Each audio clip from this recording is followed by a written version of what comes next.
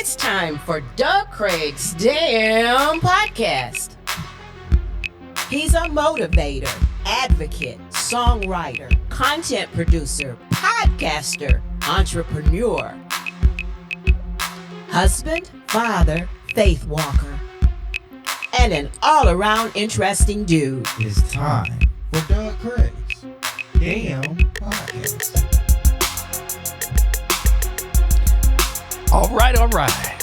How you doing? How you be? I'm Doug Craig, and this is the first episode of Doug Craig's DayYumm podcast. Why do I call it DayYumm? Let me tell you why. First of all, it's spelled DayYumm, because, you know, I have a substitute for all of those words you just want to say. Like arse, shizniz, etc. So anyway, it's my goal to inspire you, sometimes educate you, but mostly overall, to motivate you to hit square into your it factor. Doug, what is the it factor? Well, I'm glad you asked. It's my belief that the it factor, internal talent, individual talent, when you were created with a purpose. Are you using it? Do you even know it? Well, it is my hope and desire that some of the crazy episodes in my life can impress you to the point of saying, damn, if he can do it and survive that, there's a good chance I can do it too. Doug Craig's DayYumm podcast. So many times you say, damn. Like, if you're riding down the street and someone T-bones you, you look and say, damn. Or if it's your birthday, and someone gives you something you've been asking for, guess what you might say? Damn, thank you, man, thank you. If somebody's on the basketball court, getting ready to take that three, dang! So that's the deal on the DayYumm. And besides, I couldn't say D-A-M-N or D-A-M because my mama will look at me all kind of ways. And my son will be like, really, Dad? Yeah. So, Doug Craig's DayYumm podcast. What am I going to do with this thing? Well, we're going to explore. We'll go through a plethora of issues. But before we dig into your issues, we're going to dig into issues of mine that may have carried me up or pulled me down. But I give all praise to God because all things work together, right? We are living and breathing right now. I don't care what happened last week or this morning. Right now, you're breathing. And you've got a chance for the next second, the next day of your life. Doug Craig's DayYumm podcast. I'm a little nervous on this one. Why? Because I want to make sure I hit a subject matter that hits me square in the heart. And some of you may have gone through the same thing. I call this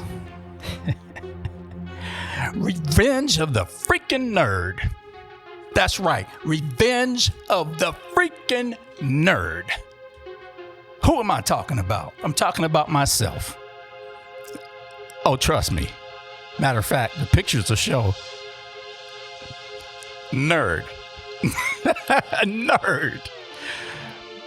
Just keep being whatever you are, because somewhere in your journey, you're going to Tap into it, your individual talent.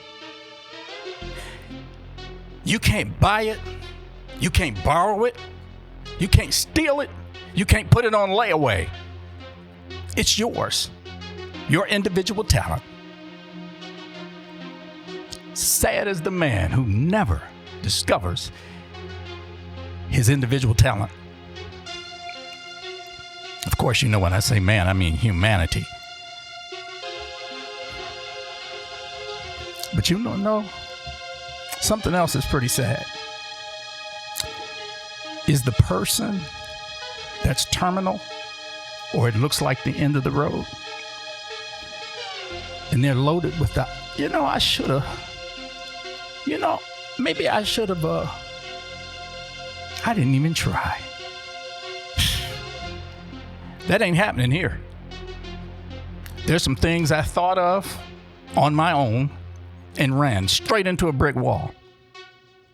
Then there were things that I believe God told me to do, and I ran straight into a brick wall. I'm going to share a couple of testimonies with you. It left me speechless. I just knew it was the right thing to do. And when it smacked me in the head, I didn't say it, but that was one of those moments, because I couldn't believe it. This God I prayed to, this God I trusted in that moment, didn't do what I asked. And how dare me ask or instruct the big guy. So anyway, without any further ado, I'm going to jump in to why we're doing this podcast. And I'm going to jump into, those are pre-recorded, by the way. They will be pre-recorded. Did I say that right? No, I didn't. They're pre-recorded pieces. I guarantee you, you might learn something about me. It may strike a nerve with you. But we're going to talk about these subjects and heavier subjects down the road. I'm 57 years old. Been through it. Been through hell, but I don't smell like smoke. No, I don't. So check it out. I'm Doug Craig, and here's why I'm doing the podcast. So, why the podcast? I got a few things I can talk about. I'm going to have special guests. We're going to talk about the dreams. My father used to say, "Boy, cut out all that dreaming. Stop that dreaming, boy." And if it weren't for dreams, half of the things I'd done wouldn't have been attempted. Doug Craig's damn podcast. It's going to be a trip, I think. And I think when it's all said and done, I'll get to stand there and say, boom! So about me, Doug Craig. Some of you know me, some of you don't. I'm hoping that my transparency won't be spoofed or used against me, because again, my purpose is to inspire and educate and just encourage people to think about something, to know that they're not alone, right? Now I'm getting ready to get real personal about my life. I've had an amazing childhood, right? All the way up to this moment. I've had an exciting and an amazing adult life, right? So I love my life, I really do. Were there moments that I'd be like, oh, yeah, a lot of those. And then there's some moments where I was just like, thank you, God. Thank you, right? So I'm not the only one that feels that way, but I've been through some stuff. And I'm hoping that if I share what I've been through with you, some or many will be inspired, encouraged, maybe even educated on a matter or two. Actually, if just one person benefits from me being transparent, then it's all good. I'm really, that means the mission was accomplished, right? You know, at the foundation of what this show is about, I could actually drill it all the way down to this. I want to help people discover their own it factor. Their own it factor. You know, in the religious world, or well, I believe that we are all put here for a purpose. Seriously. We have gifts, we have talents, we have ideas, we have the ability to think things through at differing levels and differing angles. And it's a joy when you discover your own it factor. People think that super athletes or recording artists or, those people, they found their it, or they have the it factor. No, you got it. You've got it. We all have the it factor, because I truly believe that God made us with a purpose, okay? And happy is the individual who digs deep enough to find that peace, that joy of knowing your it factor. That's an amazing feeling. So, from a personality standpoint, those who know about the personality traits and labels and stuff, I'm what is known as an ENFJ, all right? I'm an extrovert. That's first of all, I'm an extrovert, right? And that has served me well, actually. But I was not always that extrovert, because I got so much I could tell you. Another indelible section or chapter of my life, and I mean this with all seriousness, I was a punk. I was a punk. I was like a scared cat, a skittish cat at the dog pound. I was scary, and it did not help that I was one of the most yellow things in the neighborhood. I caught hell.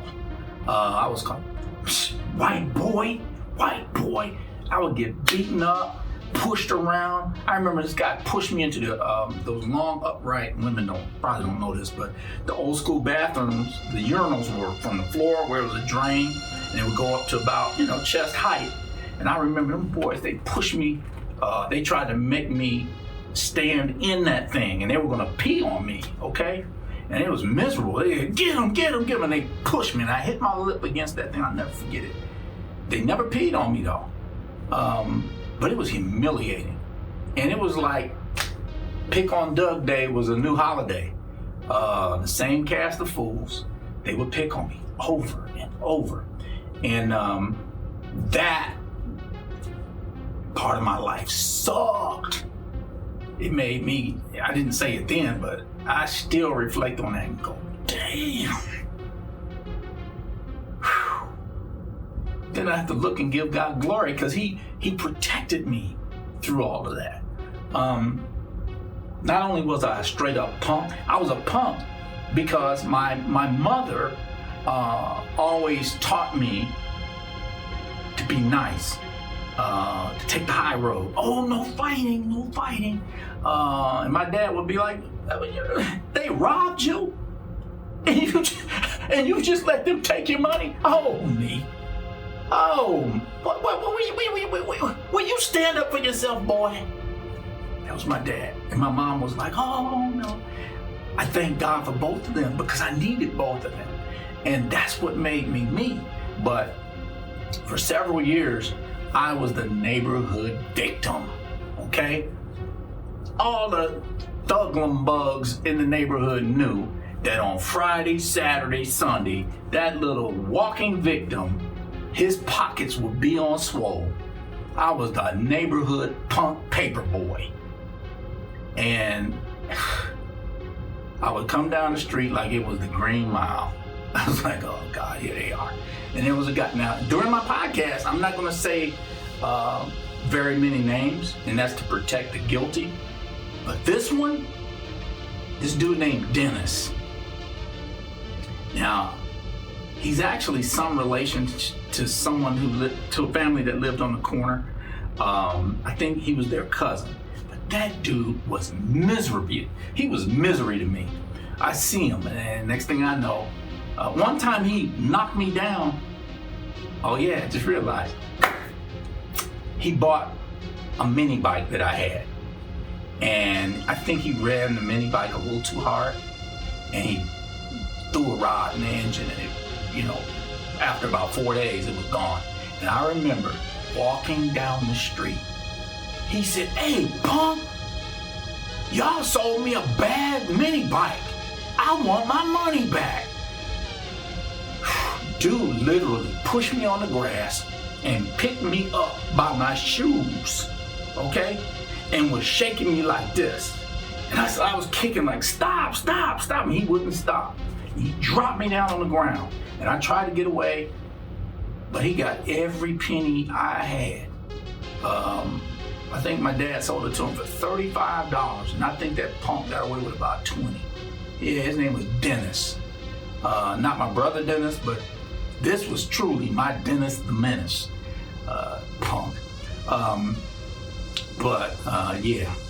And a couple of my Facebook friends are his cousin, or I think that's what they are. Shout outs to the people on the corner who used to own an ice cream truck. Your cousin. Yeah. Anyway,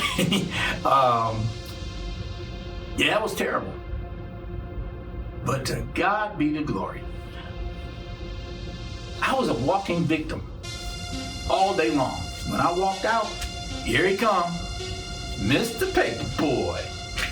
How much money you giving me today? Seriously, I go to school, I might have $6. Come home, nothing. And my school didn't sell anything. So, yeah, that was a miserable time for me. I was being called white boy. I was, I was just robbed and bullied and pushed around all the time. It was a miserable day. So if there's anyone that have children who are being bullied, or maybe you were bullied, praise God, there is a revenge of the freaking nerds. Yeah, that's right. I said it, revenge of the nerds, because I was a punk nerd. And I finally grew some when I got older. I grew confidence. And ironically, how my life is and has been, I was so hurt by being called white boy by my brothers. Not my, well, I had one brother that used to call me white boy, and I called him white man. That's a side little joke we would do. But when I say my brothers, I mean black guys, black people in the neighborhood call me that. Banana Boat, Casper, Ghost Town. Oh man, they tell me, we know what you're gonna be on Halloween. You don't even have to buy anything. Ha ha ha, white boy, the ghost. That hurt, man. That really freaking hurt. But I'm gonna tell you about redemption. The day I was able to put my chest out. Fast forward many years later, we were doing this concert. It was Luther Vandross, Anita Baker, and I want to say Sinbad. It was a tour, and I was a promotions guy for Epic Records at the time through Sony, and there I was, show was going on, and I was, along the side of the stage, but you could tell I was important because I had my laminates, I had my passes, I was G'd up. I was a cool dude, okay? And so this guy, he goes, Douglas.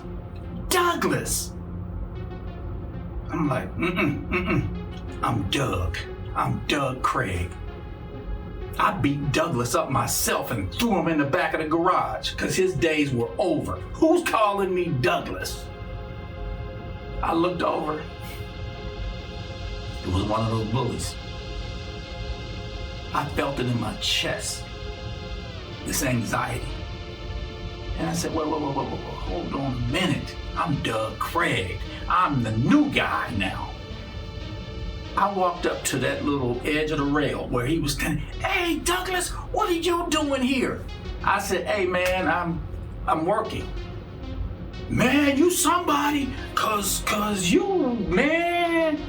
And I think I wanted to rub it in his face a little bit, because guess what I did? Towards the end of the show, I went over there, I beckoned to that punk, and I said, you got anybody with you, man? And he was like, yeah, my wife and her sister. I said, man, y'all come on down.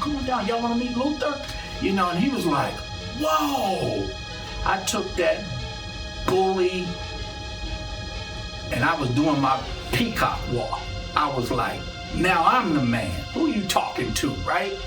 And that was an important victory for me. And people can say what they want, but I did that. And a lot more. And it's funny because I come across people who knew me. They knew Douglas.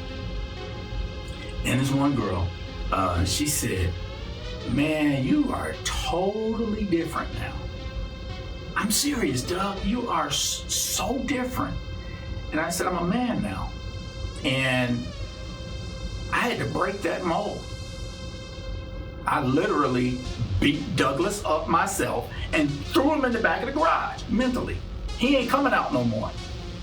So I had a great job, you know, and you know, all the time when people calling me white boy this, white that, white. Well, guess what? I got my black card because when I worked for Sony, it said Doug Craig, Black Music Department. That was my blackety black card, okay? And I couldn't even go back. Now this is something that yellow guys do, and maybe even yellow women. Yeah, they do. Anyone that's yellow that had to roll up to a predominantly darker skinned neighborhood, it's so funny. The yellowest people sound and act like they invented being black and cool, you know? They curse the most. They got the special walk. They doing all this. And I had a fro. I grew my fro as big as I could because I wanted to prove I had a fro. I'm black, right? And I hated Dashiki Day. Ooh, I hated it with a passion because it was just like this walking oxymoron, or it just didn't even make sense. I'll never forget. My mother's like, okay, you go to school with your dashiki. I was like, Mom, I'm gonna get my butt kicked. No, right? And so I was like, if I wear the dashiki, they're gonna beat me because I ain't black in their eyes. And then if I don't wear the dashiki, told you, little white boy. Now, one of the worst periods of elementary school. You ready for this? Alex Haley's Roots. When Roots hit the screen, oh my God. Everybody at my school, Cheryl Elementary School, I walk up in there, yeah, your daddy beat my mama. Or your dad, oh, it was on or off in my world. It was on for them and off for me. And that, ooh, I hated that. And that thing came on every Friday for about 6 weeks, okay? And that was hell on earth, y'all. That was hell. But God had a purpose for me. And he gave me the victory. It wasn't the egotistical rubbing in that guy's face because I'm taking him back to see Luther Vandross. That felt good though, I ain't gonna lie. But it was a moment that I could say, I've done it. I've persevered past that part of my life. There it was, music. wonderful job. It felt so good, y'all. And yeah, it felt real good. So those are some of the moments in my life coming up through. Now, most of that is actually pretty good, actually. The bullying, all that stuff, because it made me crawl into a shell. Matter of fact, I'm gonna probably have him edit in a couple pictures of me. And I look at that picture when I found it the other day, and tears just came to my eyes because I saw a boy who was bullied. I saw a boy who hated to go to school. But that boy in the picture that I'm gonna make sure is edited, that boy had a suit on, he had cufflinks, he had a move ring on, he had the biggest arse fro he could pick, okay? And you know what I was doing, y'all? I was pretending that I was a DJ on the radio. My dad had a friend named Ken Bell. He was the guy. He was the radio guy at WCHP. And he would come by the house and I would just look like, oh man, Ken Bell. You know, I want to be like him. And he brought home, or he brought to me, his picture, you know, his publicity photo. And my brother was a photographer. So that picture inspired me. I said, Roger, I want to take pictures like that. So my grandmother Brown, she always bought me an Easter suit. And I put on, man, I had that suit on. I had the big cool collars. I had my rings on. I was like that. You saw the picture? I was like that. I remember that because I was able to become something in the house that I couldn't be at school. I couldn't be that guy at school.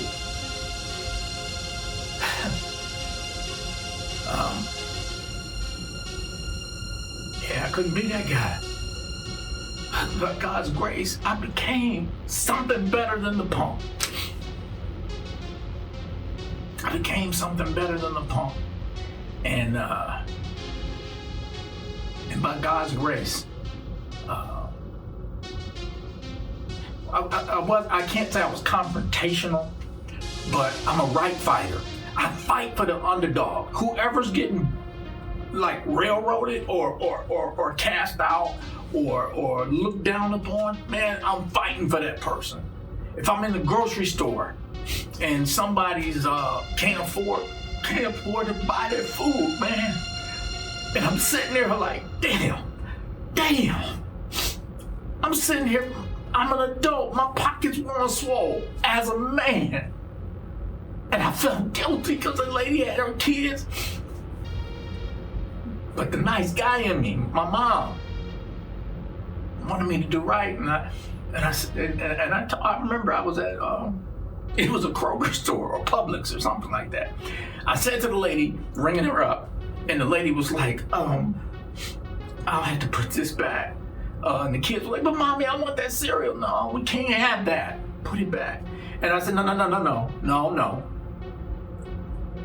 Ring her, continue to ring up everything she has, okay? And I ain't saying this to gloat, y'all. I'm just saying, this is how life will do you. I said, just continue to ring her up.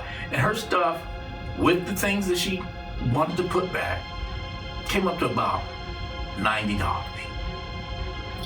And I asked her, I said, is there anything else you want, ma'am? Please, you know? And she says, no, sir, that's okay. Thank you so much. So now they start ringing up my groceries along that same, you know, that they bagged up, you know, whatever.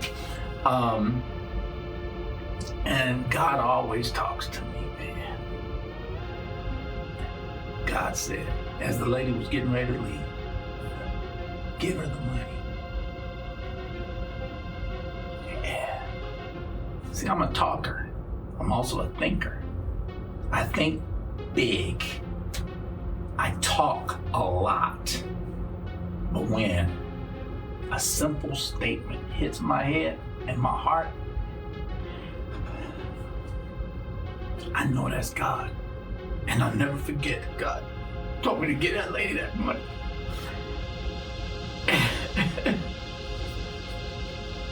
And that felt good, man. I ain't gonna lie.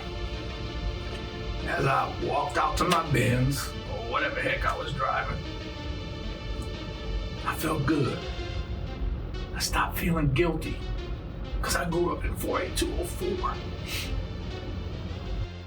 Now, revenge of the freaking nerd. Oh, you know that's a problem in me right now. And all my life. That's just the way it is. I pity the fool that challenges me. Yeah, I've had a couple of moments in stores. I think that's when God swooped in and protected me, because bully. So now if you were bullied, what are you doing about it? Have you changed it up a little bit? Are you stronger? Are you more confident? Or were you the bully? Yeah, I'm talking to you. Were you the bully? Have you stopped? And you know what? If you're still in that neighborhood and you know for a fact you bullied somebody, man or woman, go to them with surrendered hands and say, hey, man, hey. I know I picked on you. And I'm sorry. I was a jerk. I can't undo it. But what I can say is sorry. At least that's a start. Because what it'll do to the person that was bullied, it'll make them feel better. Man, I didn't plan on doing this one. I remember when I came up from Atlanta to visit, part business, and always try to make pleasure out of it. But my brother Roger, believe it or not, he was whiter than I was. Almost translucent, I guess, huh? I'll just call him opaque. But anyway, Roger was amazing. But let me tell you, when my brother snapped, he didn't have time for me. He didn't have time to go have dinner with me. I ain't got time for that. So I made time for him. I said, I tell you what, where you going next? He says, well, I got to go up to get some oil for my equipment. I said, okay, I'll take you. Let's go. We jumped in my car. We went to Spectre Auto Parts over on Livernois. And we had a pseudo cousin that worked there named Philip. Anyway, my brother Roger was in there, getting his stuff. And I'm looking around. And I hear in the background, look at you begging now, you punk. That's what you deserve. I was like, where'd that come from? That sound like Roger. Oh boy. Roger went ham. Dang. My brother Roger snapped. He looked at that guy. He was like, do you remember me? Do you remember me? Drew Middle School. Throwing me into the trophy case. Pushing me around. Now look at you begging. Begging for $5. Oh, my brother was pissed. He was mad. And I'm looking like, oh, Raj, calm down, bro. It ain't that serious. He said, yes, it is. He was turning red in the face. The anger was in him. The man at the store, Phil, he was like, hey, Raj, calm down. He said, no, blankety blank, blank, blank, blankety blank, blank. That bastard made my day horrible in school. But look at him now, begging me for money. I think he called him a low-life bastard. Something like that. But he was close. He was close to losing it.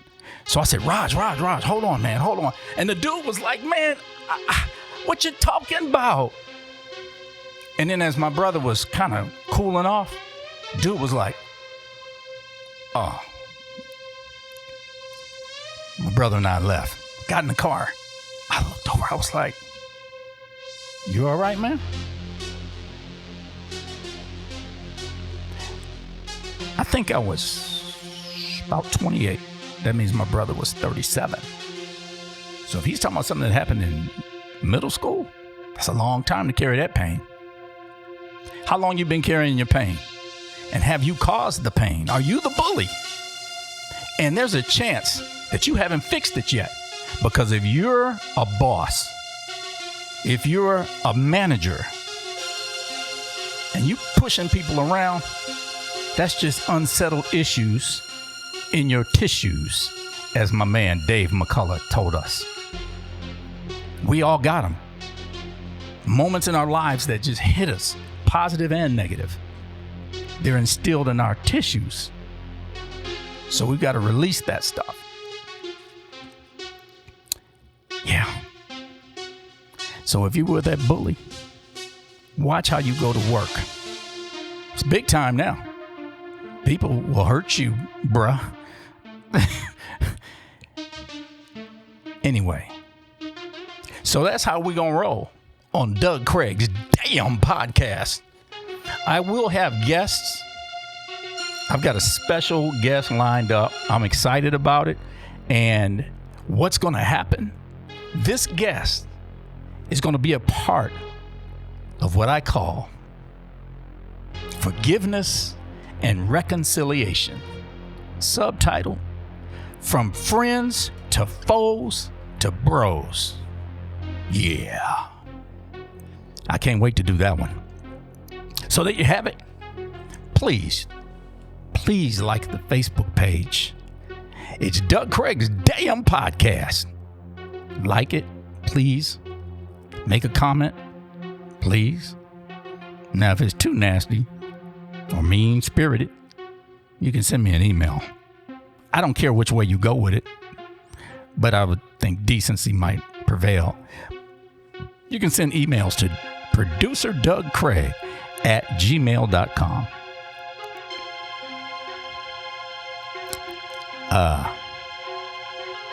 Instagram and all the other grams. I'll push that out there. But that's it, y'all. Revenge of the Freakin Nerd. Yeah, I was a nerd. I love the word was. Because my bullies confronted by my it. Oh, and one thing, you know what disabled those freaking bullies? When I start playing music. Because when I played my horn like the Earth, Wind, and Fire, or Sir Duke from Stevie Wonder's Songs in the Key of Life album, I became colorless. Not from a translucent standpoint, but from a biased standpoint. It was about the music, and that's what makes music so special, because you could be fighting with somebody, but if your jam comes on, oh, we'll fight later. So that's it, y'all. Thank you so much. Thank you so much for checking things out. Doug Craig's DayYumm podcast. He's a motivator, advocate, songwriter, content producer, podcaster, entrepreneur, husband, father, faith walker, and an all-around interesting dude.